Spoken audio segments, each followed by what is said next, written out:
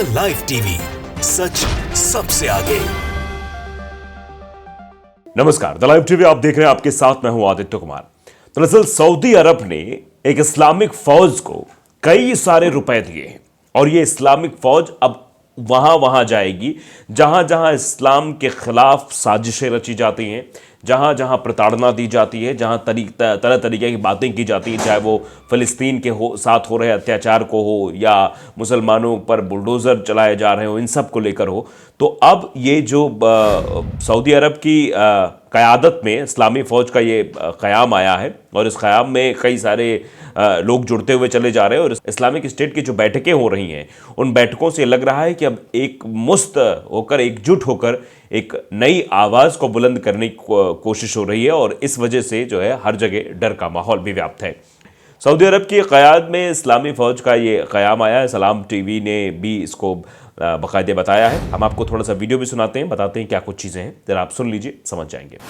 Saudi अरब की राजधानी Riyadh में इस्लामी फौज के रुकन ममालिक के वज़राए दिफा का चौथा इजलास मुनक्किद हुआ, जिसमें सऊदी अरब ने दहशतगर्दी के खिलाफ कायम इसी इत्तेहादी इस्लामी फौज के लिए 10 करोड़ रियाल यानी तकरीबन 2 करोड़ 60 लाख डॉलर की फंडिंग का ऐलान किया है। तो आप इस बात को समझ ही गए होंगे कि एक इस्लामिक फौज तैयार हो रही है। ये इस्लामी फौज इस्लाम की रक्षा के लिए है। इस्लाम में जो तरह तरह की भ्रांतियां फैलाई जा रही हैं, जो इस्लाम मानने वाले लोगों को जो है बेवजह प्रताड़ित किया जा रहा, परेशान किया जा रहा है, जो कुछ नफरती लोग हैं जो हमेशा से टारगेट करने की कोशिश करते रहे हैं। आप जानते हैं किस तरीके से मुसलमानों कभी दाढ़ी नोचने की तस्वीरें आ रही, कभी जय श्री राम बुलवाने की तस्वीरें आ रही, कभी उनके घरों को बुलडोज़र से गिराया जा रहा है, हर जगह उनको जो है टारगेट किया जा रहा है। आप देखिए अभी हाल फिलहाल में महाराष्ट्र की मीरा रोड का क्या हाल था, वहाँ कैसे जहाँ पर अमन चैन शांति थी वहाँ पर जाकर कैसे विध्वंस फैलाया गया और कई बार इसकी साजिशें की जाती रही हैं। फिर अंततः हुआ क्या, मुसलमानों को गिरफ्तार किया गया। फिर उसके बाद क्या हुआ, मुसलमानों के घरों पर बुलडोज़र चले, यानी हर जगह से घुमा फिरा के उन्हें ही निशाना बनाया जाता रहा है। तो ऐसे में ये फौज जो है यही काम करेगी, देखने काम करेगी कहाँ पर प्रताड़ना हो रही, कहाँ पर जो इस्लाम को मानने वाले लोगों के साथ जो है ज्यादती हो रही है, उसको लेकर ये टीम काम करेगी। सऊदी अरब की तरफ से जो रकम आई है और जो ताकत अब इस्लामिक फौज को मिली है, उससे आने वाले समय में भी चीज़ें और होंगी। दरअसल कहा जा रहा है कि अब जिस तरीके से सारे इस्लामिक स्टेट एक साथ आ रहे हैं, उससे ज़रूर बेचैनियाँ पश्चिमी देशों के अंदर बढ़ रही हैं, क्योंकि आप जानते हैं हमास इजराइल का युद्ध चल रहा है, इजराइल के साथ अमेरिका खड़ा रहता है और हुती ने किस तरीके से अमेरिका की नाक में दम कर रखा है, अमेरिका और ब्रिटेन की नाक में दम कर रखा है। तो हमें कहा जा रहा है कि हुती भी शामिल हो रहा है। देखिए हेडलाइन आप देखें नवभारत टाइम्स की कि सऊदी अरब के साथ दोस्ती को तैयार हुए ईरान समर्थक हुती विद्रोही, क्या इस्लामिक दुनिया में हो रही है एकता? ये सवाल अब गूंज रहा है, क्या एकता का एक पैगाम दिया जा रहा है?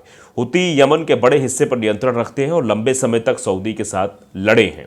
इस समय हुती नेता इस बात के लिए सऊदी की तारीफ कर रहे हैं कि वो अमेरिका और ब्रिटेन के साथ नहीं दिख रहा है, जो दोनों देश यमन में लगातार हवाई हमले कर रहे हैं। हुतियों ने सऊदी के साथ शांति की बात कही है। यमन और सऊदी में काफ़ी दिन से शांति पर बात चल रही है। सऊदी नहीं चाहता यमन में फिर हुतियों से उलझे उसकी सेना। हुतियों ने कहा सऊदी से शांति वार्ता में अमेरिका अड़चन बन रहा है, यानी अमेरिका ही अड़चन डाल रहा था, वरना हमारी तो बातचीत हो जाती। यमन के हुती विद्रोहियों ने कहा है कि वो सऊदी अरब के साथ शांति चाहते हैं और इसकी कोशिशों के लिए तैयार हैं।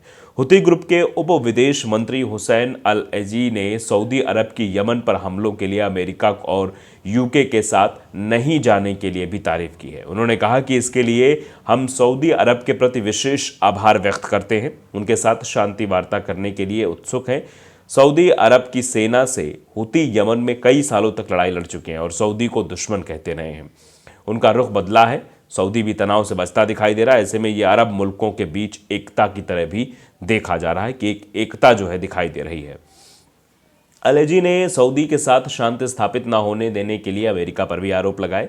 उन्होंने कहा कि अमेरिका किसी समझौते पर पहुंचने के प्रयासों में बाधा डाल रहा है। अमेरिका और उससे जुड़े यमनी समूहों की तरफ से पेश की जा रही चुनौतियों के बावजूद यमन रियाद के साथ शांति के लिए तैयार है। अमेरिका पर सख्त रुख दिखाते हुए हुती नेता ने कहा, अमेरिका और ब्रिटेन में 12 जनवरी से यमन में 300 से ज़्यादा हमले किए हैं। इन हमलों के लिए अमेरिका को भारी कीमत चुकानी होगी। अमेरिका हम पर हमला कर रहा है और हमारे वो प्रतिशोध से बच नहीं पाएगा। हम अपने देश के खिलाफ आक्रामकता पर कभी चुप नहीं रहेंगे। ना हवाई हमलों से डरकर हम इसका गाजा और फिलिस्तीन के प्रति अपने रुख को बदलेंगे। यानी हुतियों की तरफ से साफ कह दिया गया कि हमारे रुख में कोई परिवर्तन नहीं आएगा। हम लगातार अमेरिका पर हमला करते रहेंगे। हम तब तक नहीं रुकेंगे जब तक इजराइल गाजा पर हमले बंद नहीं करेगा। वहां पर हमले करते रहेगा, हमारा भी हमला जारी रहेगा। हम भी लाल सागर की तरफ नजरें गड़ाए बैठे हुए हैं। जैसे ही कोई जहाज आएगा हम तुरंत उस पर ड्रोन से या फिर ऐसे हमला कर देंगे। हम मानेंगे नहीं, हम चुप नहीं बैठने वाले। ये सीधे तौर पर बात कही गई है। तो अब इसको लेकर चर्चा चल रही है कि आखिरकार इतना बड़ा फैसला लिया जा रहा है, इन फैसलों का क्या कुछ असर हो सकता है। दरअसल अब आप जानते हैं कि इस्लामिक फौज बनाने का मकसद यही है कि सबको एक जगह पर पर सीमित पे लाकर खड़ा कर दिया जाए, जहां से आवाज़ उठाई जाए और हर उस इस्लाम के मानने वालों के लिए आवाज़ को बुलंद किया जा सके। यही इस्लामिक फ़ौज का सीधे सीधे मतलब है और यही लोग कहना भी चाह रहे हैं। लोग इसकी तारीफ भी कर रहे हैं कि बहुत अच्छा काम किया गया है सऊदी अरब की तरफ से। सऊदी अरब ने जिस तरीके कदम उठाया इसकी सराहना हो रही है, जिस तरीके से फंडिंग भी की है इसकी भी सराहना हो रही है। तो आने वाले समय में जहाँ जहाँ ऐसी प्रताड़ना की खबरें आएंगी, उन नफरती चिंटुओं को दबाने के लिए और इस्लाम को जिंदा रखने के लिए और इस्लाम के लिए लड़ाई लड़ने के लिए ये इस्लामी फ़ौज जो है तैयार हुई है। ये सऊदी अरब की क़यादत में इसका क़याम हुआ है। तो अब आगे आप समझ सकते हैं किस तरीके की चीज़ें होती हुई नज़र आएंगी। अब चलिए आगे भी आपको बताते हैं। दरअसल हुतियों ने जो है नवंबर के बाद से लगातार लाल सागर में जहाज़ों पर मिसाइल और ड्रोन से हमले लॉन्च किए हैं। अल-अजीज़ी ने कहा कि हम फिलिस्तीन के समर्थन में केवल इजराइल से जुड़े जहाज़ों को निशाना बना रहे थे। अमेरिका और ब्रिटेन ने यमन पर हमले किए तो हमने इन दोनों देशों के सैन्य और वाणिज्यिक जहाज़ों पर भी हमला करने का फैसला कर लिया। इन देशों के अलावा किसी देश के जहाज़ को कोई खतरा नहीं है। दूसरे देशों के जहाज़ आराम से लाल सागर से जा रहे हैं। हुती कमांडर ने कहा कि वो फिलिस्तीनियों के समर्थन के लिए इजराइल, अमेरिका और ब्रिटेन के निशाने पर लेना जारी रखेंगे। यानी अमेरिका, ब्रिटेन और इजराइल के जहाज़ों को वो नहीं छोड़ेंगे। बाकी के तो जहाज़ आ ही जा रहे हैं। तो आप समझिए, TV9 भारतवर्ष ने भी लिखा कि मिडिल ईस्ट में धीरे धीरे एकजुट हो रही हैं इस्लामिक ताकतें। हुती भी सऊदी अरब से दोस्ती को तैयार। तो अब हर जगह इस दोस्ती की चर्चा हो रही है और इस दोस्ती से आने वाले समय में जो है चीज़ें और भी बढ़ती हुई दिखाई देंगी। अब जिस तरीके की चीज़ें निकल कर सामने आ रही हैं वो इशारा कर रही हैं कि अभी बहुत कुछ होना है। दरअसल सऊदी अरब और हुती विद्रोहियों के बीच दुश्मनी रही है। आपको अगर ये जानकारी नहीं तो ये समझ लीजिए। दोनों एक दूसरे को देखना तक पसंद नहीं करते थे, लेकिन अब हालात धीरे धीरे बदल रहे हैं। हुती विद्रोही सऊदी से दोस्ती करने के लिए तैयार हैं। हुती के उप विदेश मंत्री ने तो सऊदी की तारीफ तक कर दी है और जिस तरीके से इस्लामिक संगठन बनाया गया, इस्लामिक सेना जो बनाई गई है, फौज जो तैयार की गई है, उसके लिए भी बधाई दी जा रही है, उसकी भी सराहना हो रही है। यमन का हुती विद्रोही सऊदी अरब के साथ शांति बनाने के लिए तैयार है। सना में पत्रकारों से बात करते हुए संगठन के उप विदेश मंत्री हुसैन अल-एजी ने यमन में अमेरिका और यूनाइटेड किंगडम यूके का साथ नहीं देने के लिए सऊदी अरब का विशेष आभार व्यक्त किया है। उन्होंने कहा कि हम सऊदी अरब से शांति वार्ता में प्रवेश करने के लिए उत्सुक है।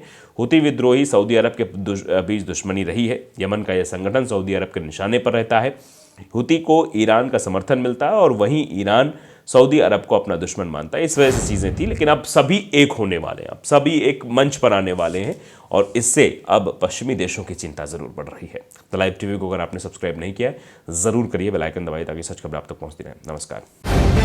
द लाइव टीवी, सच सबसे आगे।